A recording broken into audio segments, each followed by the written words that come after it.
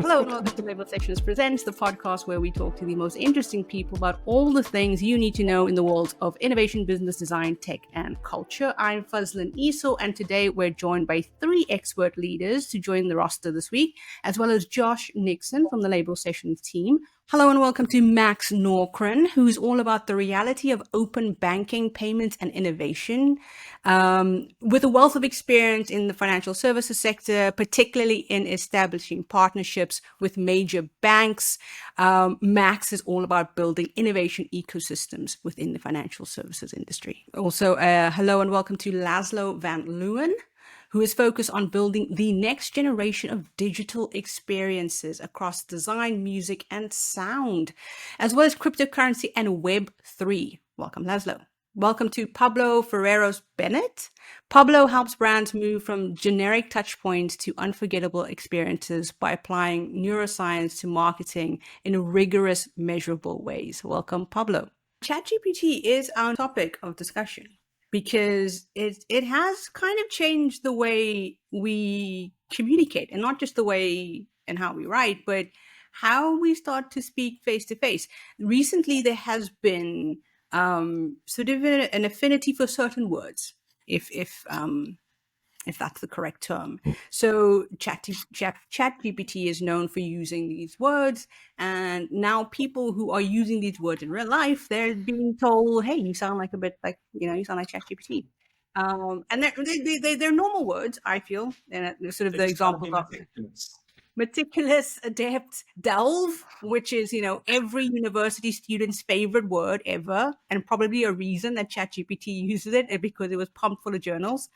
It has sort of become the golden word, delve and the M dash, right?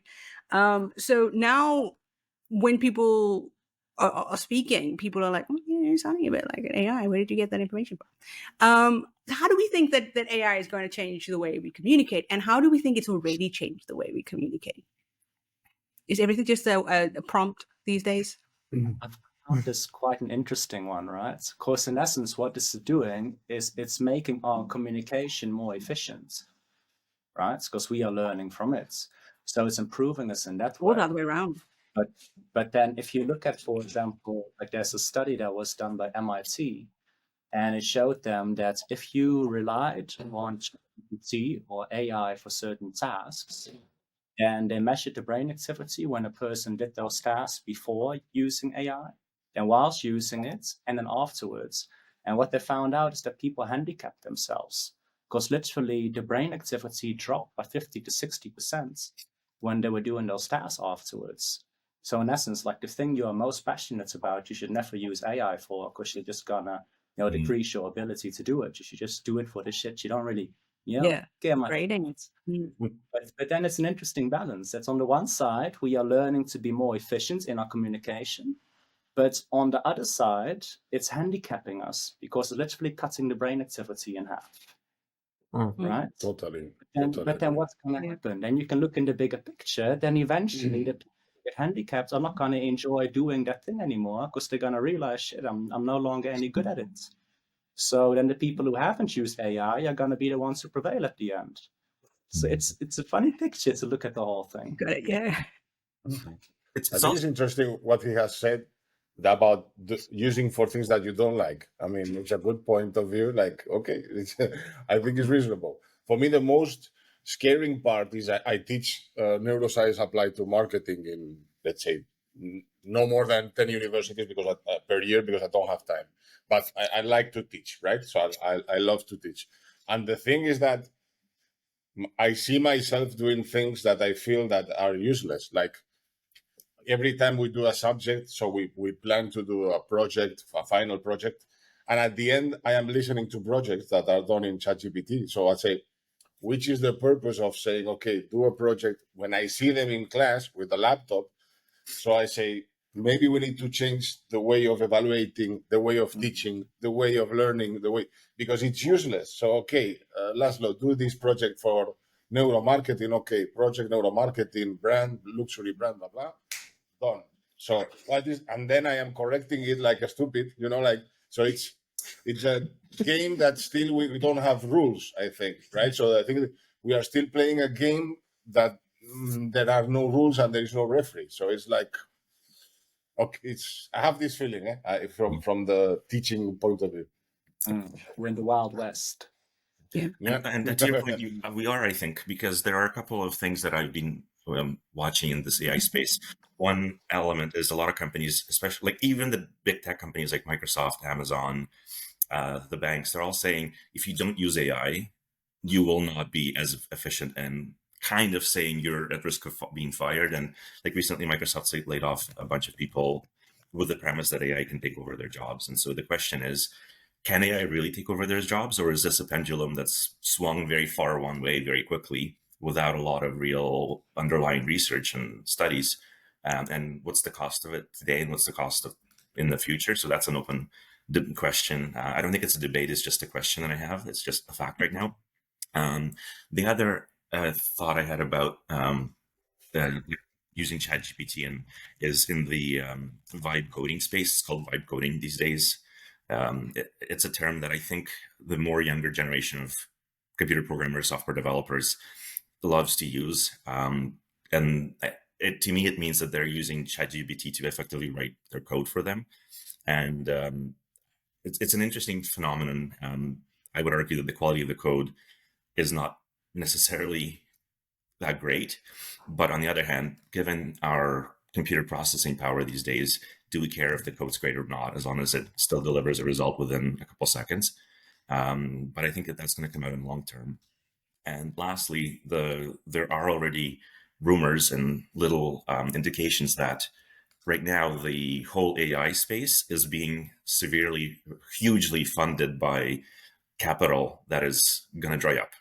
And so maybe today you can purchase your license to integrate ChatGPT into your product or service for, like, let's say, peanuts. Kind of like how cloud was the go-to a while back. Now it's AI. You can integrate whatever model you have for peanuts. But what happens when 2 years from now, that company 10x's your price model on you? A recent study came out from Y Combinator, that a scary stat came out from Y Combinator that over a third of their last startup cohort is purely a wrapper on an AI. Mm-hmm. Yeah.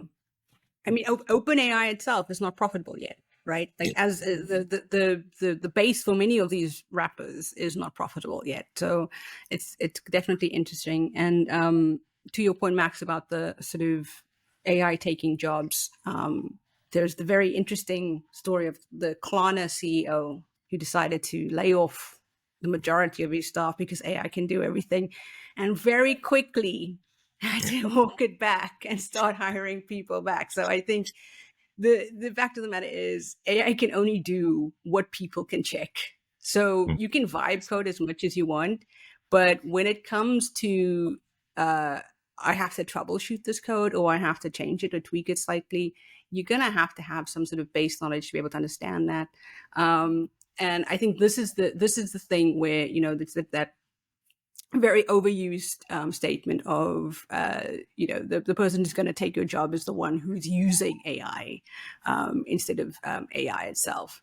And I think that's it. And it's using it in both of those ways that you mentioned, right? It's expanding or it's contracting, it's making, but it at the base of all of it is you have to have the knowledge to actually be able to execute on something good.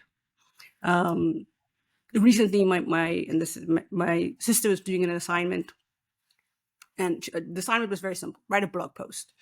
This is the target market. This is the thing, and so she wrote the blog post, and I said, now put it into ChatGPT and ask ChatGPT to tell you who the target market and who the audience and what the voice and tone is, and then go back and check and see if it matches with what you were asked to do.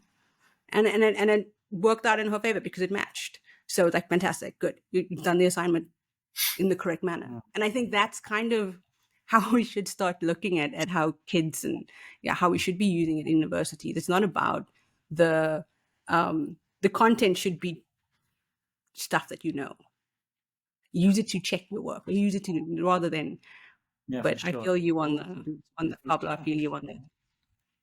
Also, to do things fast, like it may not necessarily steal your job, but somebody using AI may steal your opportunities simply because they can apply for 10 times as many opportunities as somebody who doesn't use it. Mhm. Right? Like I'll sometimes have a lot of people who come to me like, hey, you're involved in crypto projects. I want to start a crypto project. Can you write me a proposal? Then I'll see if I can get the money.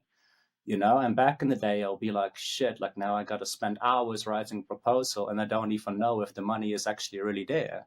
Now I just take out my phone. I'm like, okay, do you mind if I record like what we're talking about? Yeah, sure. We talk about it for half an hour. I get home, I put that audio into ChatGPT, Zook, and I've literally got the plan written out. I talk a bit about it, I discuss, and I've got the entire plan written out, and you've literally got a business proposal that you can send back. So you can literally apply to 10 times as many opportunities as you could before.